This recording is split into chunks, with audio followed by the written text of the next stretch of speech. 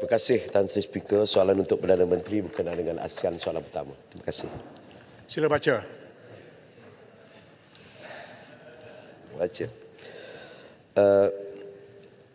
Apakah hasil lawatan Malaysia ke sidang kemuncak ASEAN ke-44 dan 45 dari tanggal 8 hingga 11 Oktober 2024? Dan yang kedua, B, persiapan Malaysia dan Hala Tuju sebagai pengerusi ASEAN di tahun 2025 terutamanya dalam konteks ekonomi serta cabaran geopolitik semasa.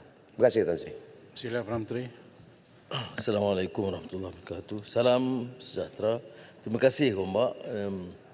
Sidang ASEAN ke-44 dan 45 di Vientiane itu melibatkan 15 mesyuarat 10 negara ASEAN termasuk 7 rakan dialog iaitu Amerika Syarikat, Australia, China, India, Jepun, Kanada dan Republik Korea, Setiausaha Agung Pertubuhan Bersama Bersatu dan juga Ketua European Union. Tentunya pendirian kita tentang Laut Asia, China Sea, South China Sea, dan kita tegas untuk pertahankan kebebasan kawasan itu mengikut UNCLOS 1982.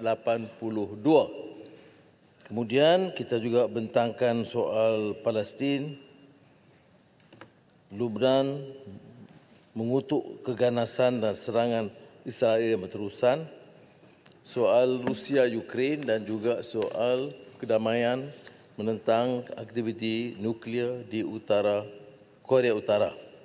Kita tekankan 5-point consensus berhubungan dengan Myanmar dan ini kali pertama wakil bukan politik, maknanya pegawai Myanmar yang hadir di sidang tersebut.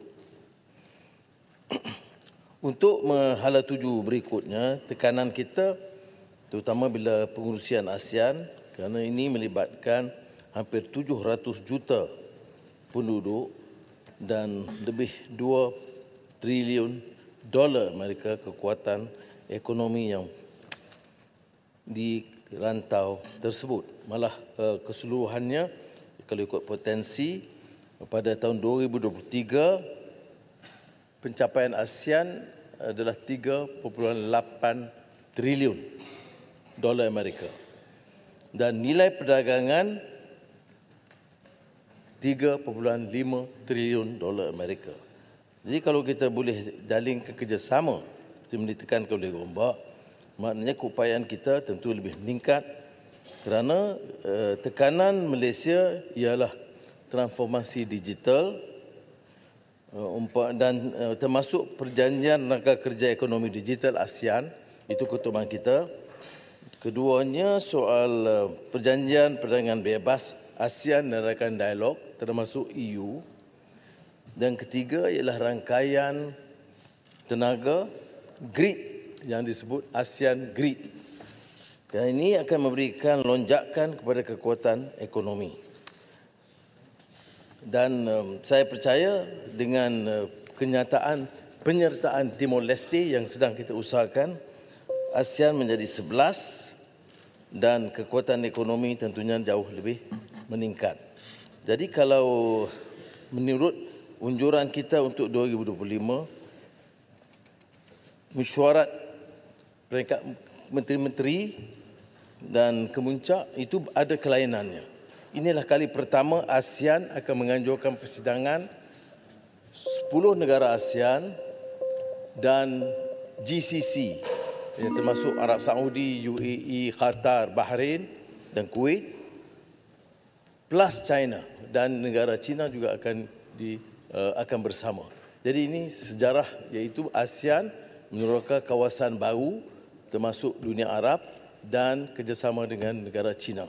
Dan ini hanya berlaku insya-Allah tahun depan, permulaan bagi ASEAN selain daripada meneruskan perjumpaan berikutnya ASEAN dengan dialog partners seperti mana China, Korea, Jepun, India, Australia, New Zealand, European Union dan Amerika Syarikat.